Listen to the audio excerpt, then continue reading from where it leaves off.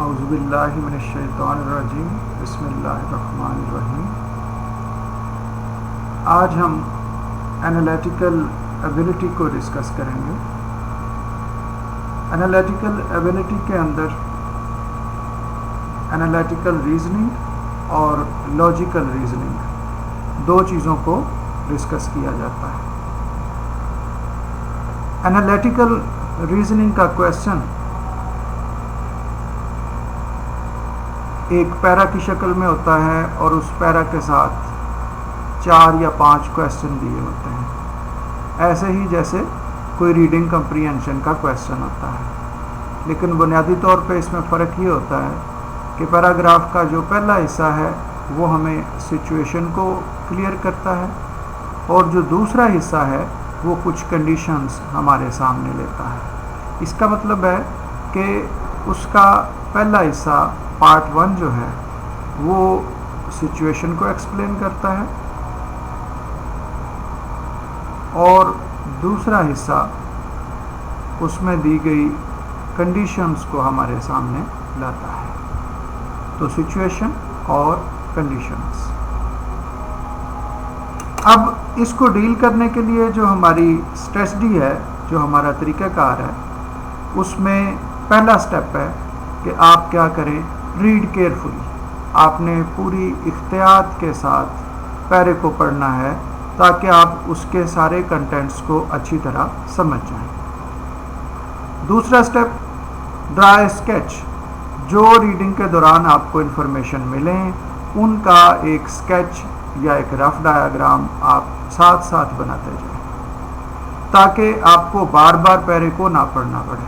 Paper के अंदर आपके पास टाइम बहुत मुख्तसर होता है, इसलिए आप 2 या 4 दफ़ा पैरे को पढ़ के अपना वक़्त ज़ाया करना अफोर्ड नहीं कर सकते। तो ज़रूरी है आप पहली दफ़ा इख्तियात से पढ़ें और उन मालूमात को मुख्तसर शक्ल में अपने रफ पेज पे शिफ्ट कर दें। और तीसरा स्टेप फिर ये है कि वो जो मुख्तसर आपने स्केच बनाया है उसकी सारी इन्फॉर्मेशन को आप रिलेट कर दें, आपस में उन्हें जोड़ दें। जो उनका आपस में तल्लक बनता है उसके मुताबिक उसकी कोई तरतीब बनाएं। जब हम रिलेट करते हैं, तरतीब लगाते हैं, तो डिपेंडिंग के किस टाइप का पैसेज है उसको रिलेट करने की टेक्निक में थोड़ा थोड़ा फ़र्क आता जाएगा। हम चूँकि हर रोज़ एक नई वैरायटी को डिस्कस करेंगे तो उसके साथ साथ हम ये सीखते जाएंगे कि किस तरह के क्वेश्चन को किस तरह से रिलेट करेंगे। इस टेक्निक को हम क्वेश्चन पे किस तरह से अप्लाई करते हैं, उसके लिए मैंने आज एक सेट ऑफ क्वेश्चंस सिलेक्ट किया है।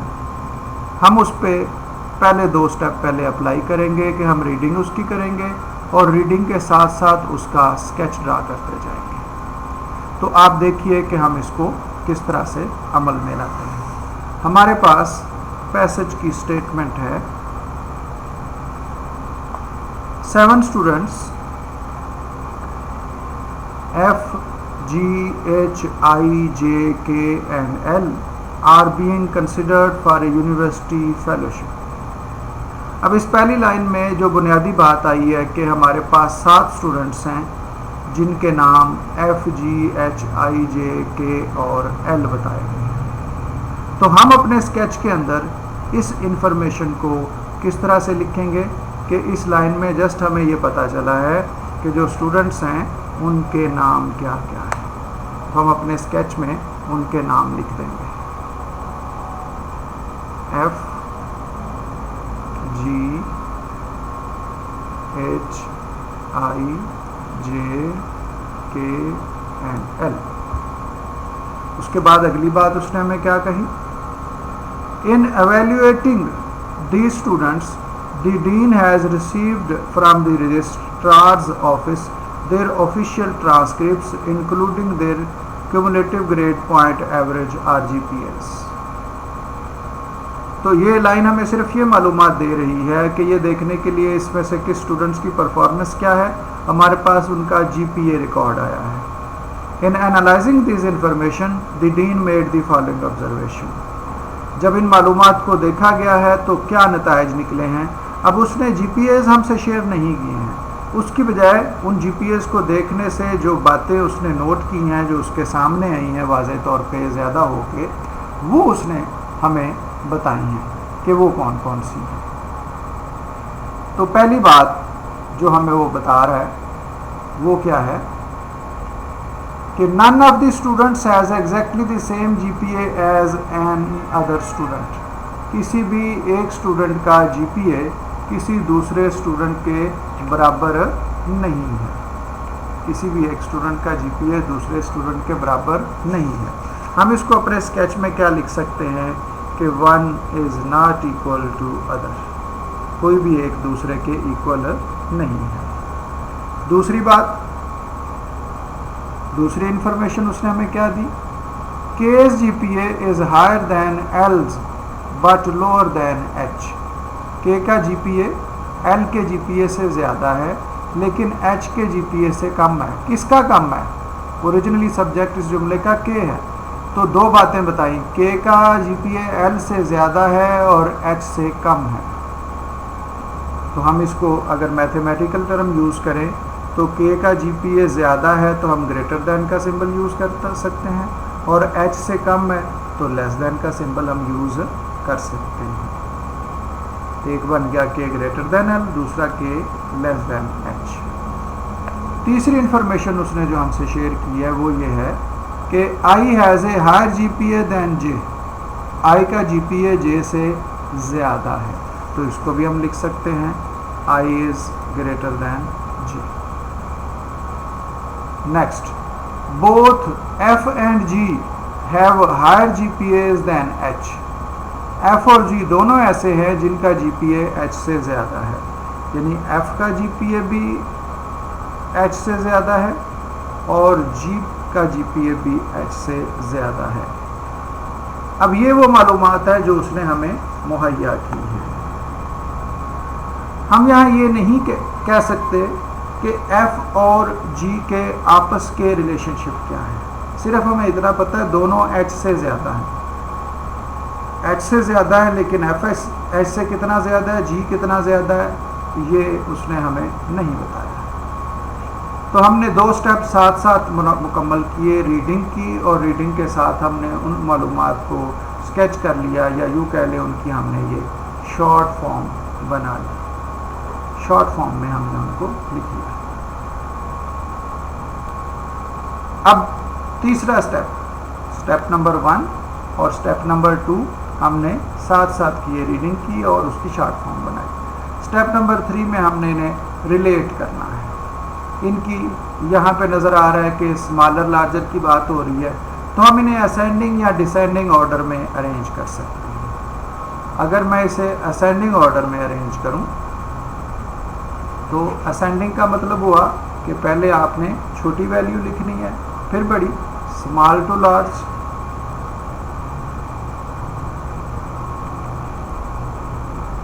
तो स्मॉल वैल्यू इनमें से क्या है? आपके पास जो इन्फॉर्मेशन है उसके हिसाब से के का वज़न एच से कम है, तो गोया के कम है, एच उससे ज़्यादा है, तो के के बाद बारी आएगी एच की।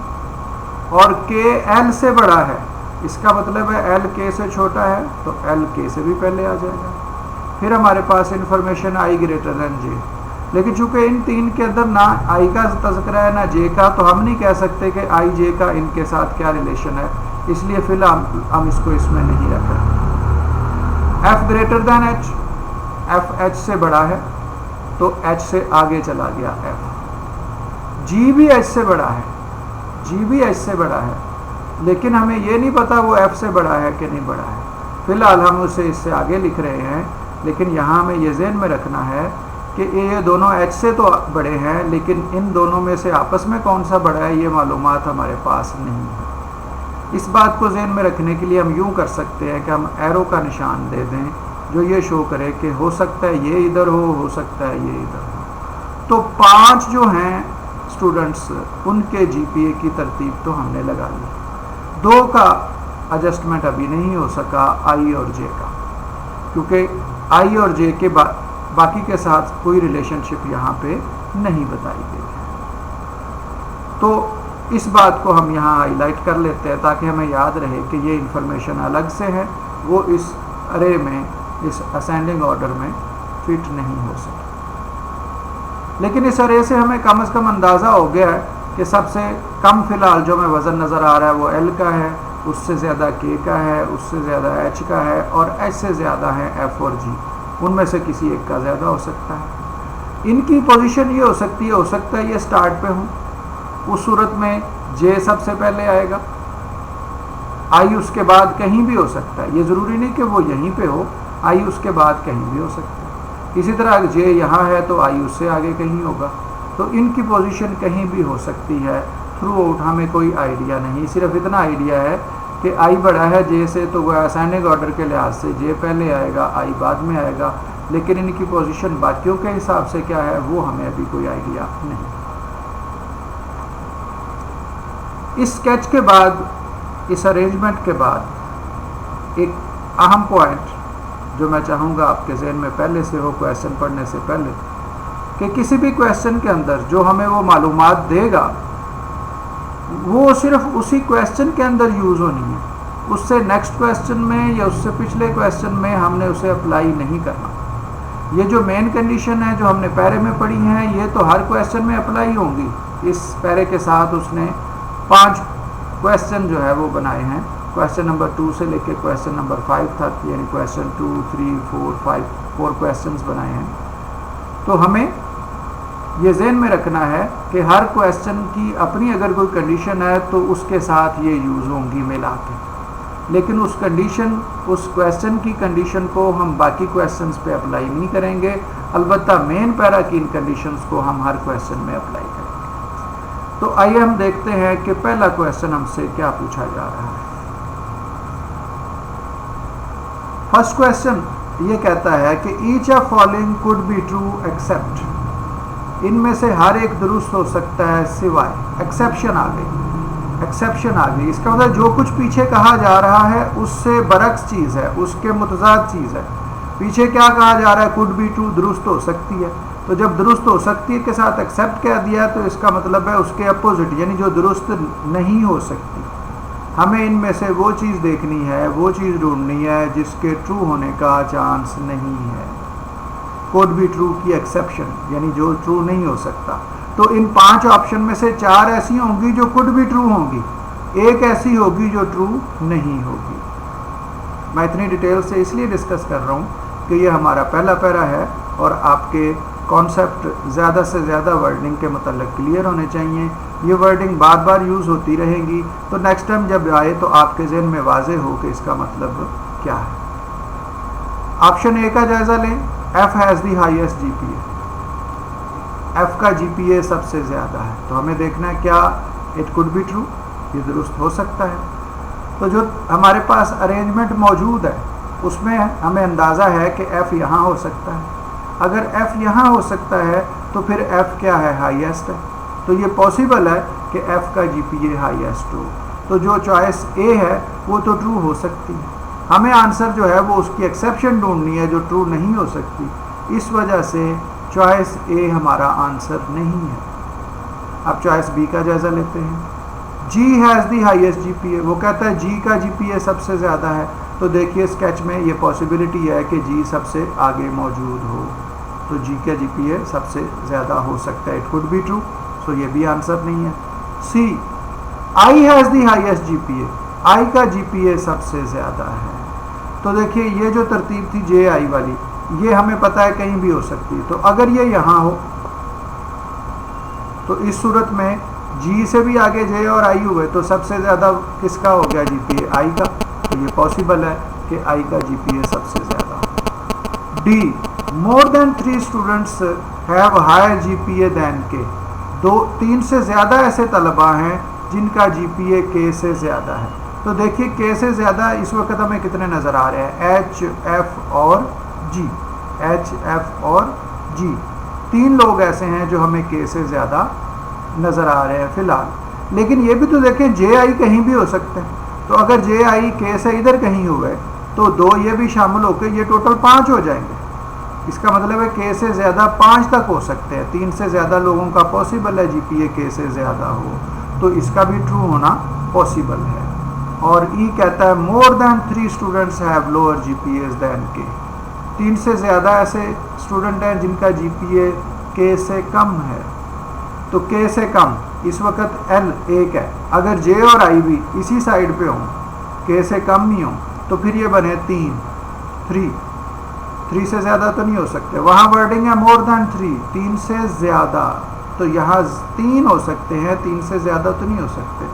सो 3 से ज़्यादा होने का कोई चांस नहीं है, ये कुड बी ट्रू नहीं हो सकती, ये एक्सेप्शन में आ गई। सो इस क्वेश्चन का आंसर ई है कि 3 से ज़्यादा तलबा का GPA के से कम नहीं हो सकता।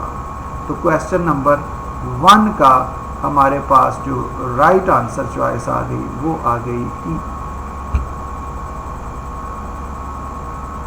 अब हम नेक्स्ट क्वेश्चन को देखते हैं। क्वेश्चन नंबर 3 वो हमसे पूछ रहा है which of the following if true would be sufficient to determine who has the lowest GPA। which of the following, इनमें से कौन सा ऐसा है, if true अगर वो दुरुस्त हो, would be sufficient तो वो काफ़ी होगा, to determine ये डिसाइड करने में, who has the lowest GPA किसका GPA सबसे कम है।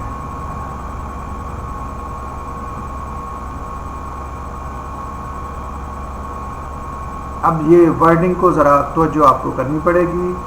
एनालिटिकल के क्वेश्चन के लफ्ज़ों का अपना एक ख़ास मफ़हूम और मतलब होता है। अगर हम इन पे ग्रिप करेंगे तो नेक्स्ट हर दफ़ा आने वाले क्वेश्चन हम आसानी से फॉलो कर पाएंगे। तो विच ऑफ फॉलोइंग यानी इनमें से कौन सा ऐसा है, इफ़ ट्रू अगर वो दुरुस्त हो। इफ़ ट्रू का मतलब यहाँ ये नहीं है कि आप चेक करें कौन सा ट्रू है कौन सा नहीं है, बल्कि इसका मतलब ये है कि एज्यूम इट ट्रू, इसे मान लें कि ये दुरुस्त है। तो जो भी ऑप्शन आप कंसिडर कर रहे होंगे उसे समझेंगे कि वो दुरुस्त है, उसके दुरुस्त होने में कोई शुबा नहीं। फिर उसका इफ़ेक्ट देखेंगे, क्या वुड बी सफिशेंट वो काफ़ी हो टू डिटरमिन ये तय करने में who has the lowest GPA किसका GPA सबसे कम है। तो वो वाली ऑप्शन जो हमें ये बता सके कि सबसे कम GPA किसका है। अब हर ऑप्शन को हमें देखना पड़ेगा कि क्या वो हमारी हेल्प करती है ये बात पता करने में कि सबसे कम GPA किसका है। पहली option I has the highest GPA। अगर हमें ये मालूम हो कि आई का GPA सबसे ज़्यादा है तो क्या हम पता कर सकते हैं सबसे कम किसका GPA। तो आई हम स्केच पे जाते हैं और देखते हैं अगर आई को हाईएस्ट रखा जाए तो क्या इफ़ेक्ट होता है। आई को हाईएस्ट रखने का मतलब ये है कि आप आई को यहाँ रख रहे हैं, आप आई को यहाँ रख रहे हैं। अगर आप आई को यहाँ रख रहे हैं तो जो जे है उसके बारे में हमें पता है कि वो आई से कम है। अब कितना कम है ये नहीं पता, लिहाजा आई से कम जे यहाँ भी हो सकता है, यहाँ भी हो सकता है, यहाँ भी हो सकता है, यहाँ भी हो सकता है, यहाँ भी हो सकता है और यहाँ भी हो सकता है। अगर जे यहाँ है, अगर जे यहाँ है तो फिर सबसे कम जे का GPA होगा। और अगर जे इससे पीछे कहीं है, यहाँ है या यहाँ है, फिर सबसे कम GPA किसका होगा, L का। इसका मतलब है दो लोगों में कन्फ्यूजन है हमें। ये भी चांस है कि जे का GPA सबसे कम हो, ये भी चांस है कि L का GPA सबसे कम हो। सो ये बताने से उसके कि आई का GPA सबसे ज़्यादा है हमें पता नहीं चल सका कि सबसे कम GPA किसका है, जबकि हमने ऑप्शन तो वो ढूंढनी है जिसकी मदद से हम डिसाइड कर सके सबसे कम GPA किसका है। तो इस ऑप्शन ए से तो हम डिसाइड नहीं कर पाए, इसलिए ऑप्शन ए हमारा आंसर नहीं। Option B I has lower GPA than K, I का GPA के से कम है। तो अगर आप अपने स्केच में देखें के से कम तो यहाँ हो तब भी के से कम है, यहाँ हो तब भी के से कम है। अगर आई यहाँ पे है तो जे यहाँ भी हो सकता है और यहाँ भी हो सकता है। तो अगर आई और जे यहाँ पे है तो सबसे कम L होगा, और अगर आई यहाँ है और जे यहाँ है तो फिर सबसे कम जे होगा। गोया स्टिल हमें कन्फ्यूजन है कि सबसे कम GPA जे का है या L का है। तो क्वेश्चन की ऑप्शन बी भी हमें आंसर नहीं बता सकती। Option C K has a higher GPA than J, K has a higher GPA than J, K का GPA जे से ज़्यादा है। अगर के का जीपीए जे से ज़्यादा है, इसका मतलब है जे का जीपीए के से कम है, तो के से इधर हो सकता है जे हो सकता है, और यहाँ हो सकता है जे। के से इधर भी जे हो सकता है, कम है तो यहाँ भी हो सकता है, यहाँ भी हो सकता है। अगर जे यहाँ हुआ तो सबसे कम जीपीए एल का होगा, और अगर जे यहाँ पे हुआ तो सबसे कम जीपीए जे का होगा। वो स्टिल हम डिसाइड नहीं कर पा रहे दो लोगों में से सबसे कम जीपीए किसका होगा, जे का कि एल का। तो option C is also not our answer. Option D, J has a higher GPA than K. J का जीपीए के से ज़्यादा है, जे का जीपीए के से ज़्यादा है। अब जे का जीपीए अगर के से ज़्यादा है तो इसका मतलब है जे यहाँ कहीं आ जाएगा, यहाँ या यहाँ। और आई का जीपीए चूँकि हम जानते हैं उससे भी ज़्यादा, तो वो उससे भी आगे चला जाएगा। इस इंफॉर्मेशन से जो यहाँ उसने दी हैं, के से ज़्यादा है जे का, तो जे से आगे कहीं एल का होगा। वो हम श्योर हो गए कि के से नीचे सिर्फ एल है, बाकी सारे उससे ऊपर है, तो सबसे कम फिर कौन है, एल। ये वो इन्फॉर्मेशन है जिसके नतीजे में ऑटोमेटिकली ये बात डिसाइड हो जाती है कि सबसे कम जीपीए एल का है। So this is the answer. ये वो चॉइस है जिसकी इन्फॉर्मेशन हमें इस काबिल बना रही हैं कि हम ये बता सकते हैं सबसे कम जीपीए किसका है। उसने ये नहीं पूछा कि किसका जीपीए कम है, उसने ये पूछा है कि कौन सी इन्फॉर्मेशन से ये फैसला हो सकता है। तो ये जो इन्फॉर्मेशन उसने दी है कि जे का जीपीए के से ज़्यादा है, इस इन्फॉर्मेशन के नतीजे में बाकी सारे लोग के से ज़्यादा हो गए हैं, सिर्फ एल कम है, तो सबसे कम जीपीए एल का फैसला करने में हम कामयाब हो गए। तो D is our right answer. So question number 2 का हमारा आंसर आ गया डी। अब इसमें हम इतने श्योर हैं कि हमें ऑप्शन ई पढ़ने की ज़रूरत नहीं होती एग्ज़ाम में, हमने अपना टाइम बचाना है। लेकिन अगर आप यहाँ चाहें प्रैक्टिस के लिए चेक करना कि कहीं ऐसा तो नहीं कि ई आंसर हो, तो उसको भी हम चेक कर लेते हैं। Exactly 5 students have lower GPA then F. F से कम वाले जो है उनकी तादाद 5 है। एफ से कम वालों की तादाद 5। देखें ये एफ है, इससे कम इस वक्त हमें 3 नज़र आ रहे हैं, एल के एच। लेकिन हमें डाउट है जी के बारे में भी, वो एफ से आगे भी हो सकता है, एफ से पीछे भी। तो अगर जी पीछे हुआ तो एफ से कम वाले 4 ये हो गए, और अगर जी उधर है तो 3 ये हो गए, और वो जो 2 है जे और आई, अगर उन्हें इस साइड पर डालेंगे तो इनकी तादाद 5 होगी। लेकिन अगर जी भी साथ आ जाएगा तो तादाद 6 होगी, और अगर ये दोनों उस साइड पे हुए तो फिर कम की तादाद 3 होगी। वह एफ से कम जीपीए वाले 3 भी हो सकते हैं, जी को मिला के 4 भी हो सकते हैं, इन दोनों को मिला के 6 भी हो सकते हैं, इन दोनों में से एक को इधर मिला के 4 भी हो सकते हैं। तो गोया हमें पक्का नहीं पता एफ से कम वाले कितने हैं, जबकि वो कह रहे हैं एग्जैक्टली 5 हैं। तो उसका ये क्लेम जो है वो सफिशेंट नहीं है, और ना ही इससे हमें ये पता चलेगा कि सबसे कम किसका जीपीए है। अगर हम इस शर्त को मान लें कि 5 लोग इससे कम हैं, तो कौन से 5? अगर ये भी हों, एल के एच और जे आई, ये 5 हों, तो तब भी जे सबसे पहले आ रहा है या एल सबसे पहले आ रहा है, ये फैसला नहीं हो सकता, क्योंकि इस हवाले से कोई इंफॉर्मेशन इस ऑप्शन में मौजूद नहीं है। So option E is not answer. तो हम पहले देख चुके हैं कि ऑप्शन डी आंसर है। अब हम क्वेश्चन नंबर 4 पे आते हैं, उसको डिस्कस करते हैं। क्वेश्चन नंबर 4 कहता है, if J as a higher than GPA then F, how many different rankings by GPA of the following students are possible.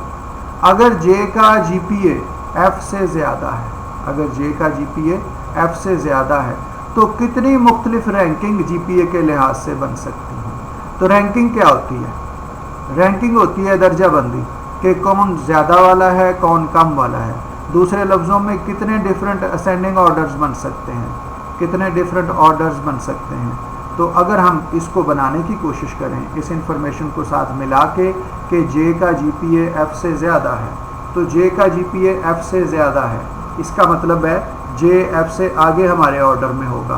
तो क्या पॉसिबल ऑर्डर्स हैं, अगर हम उनको लिख के देखें, तो पहला हमारे पास जो ऑर्डर है, रैंकिंग है, वो क्या बनेगी?